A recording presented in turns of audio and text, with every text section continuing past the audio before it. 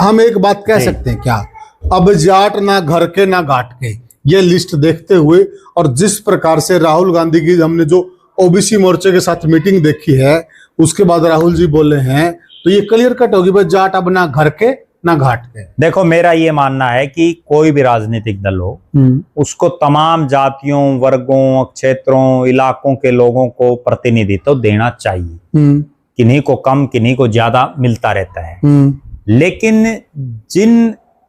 जो समाज उनके साथ बड़ा बम्पर वोटिंग कर रहा हो, उनका विशेष ध्यान भी रखना चाहिए। ठीक बात है। और अब जिस ढंग से लिस्ट आई है, इसके बाद मेरा ये मानना है कि जाट समाज अगली बार जो इस हालात में, इस बार जो कांग्रेस के साथ था, उस स्तर पर अगली बार कांग्रेस के साथ नहीं रहेगा, क्योंकि उनको भी समझ में आ गया कि जाट समाज के कांग्रेस के जो सबसे बड़े नेता हैं, जो जाट समाज से आते हैं, भूपेंद्र सिंह हुड्डा, ना तो उनको नेता प्रतिपक्ष कांग्रेस बना रही है, उनके सांसद बेटे दीपेंद्र सिंह हुड्डा जो 5वीं बार के सांसद हैं, उनको भी कोई विशेष वेटेज नहीं दिया जा रहा। जयप्रकाश जेपी 4 बार के सांसद, 2 अलग अलग हलकों से विधायक, उनको भी जो तवज्जो मिलनी चाहिए वो चीजें नहीं हो पा रही।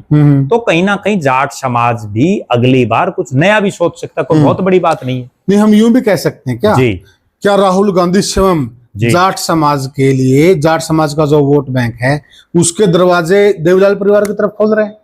देखो, किसकी तरफ खुलेंगे वो तो भविष्य बताएगा। अब चौधरी देवीलाल का परिवार भी आपस में बिखरा हुआ है। अभय सिंह चौटाला कुछ भी बोल देते हैं, सबसे बड़ी समस्या ये है।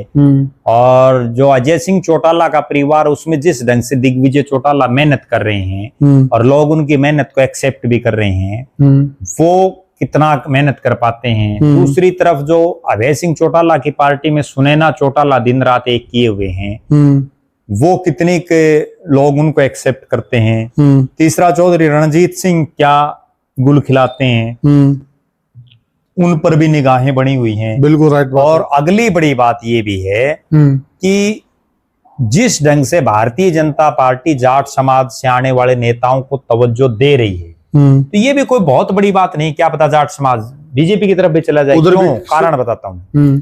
यही जाट समाज है जो 2024 के लोकसभा और विधानसभा चुनाव में कांग्रेस के लिए बिल्कुल यूं मरने मारने वाली हालात में था। बिल्कुल राइट बात है। हाँ, हर जगह बिल्कुल दिन रात एक किए हुए थे। और यही जाट समाज था जो कभी कांग्रेस का झंडा नहीं उठाता था। आप 2005 से पुराने गांव में या जो बुजुर्ग उनसे पता करो, वो यूं कहते थे कांग्रेस से तो कोई लेना देना ही नहीं है।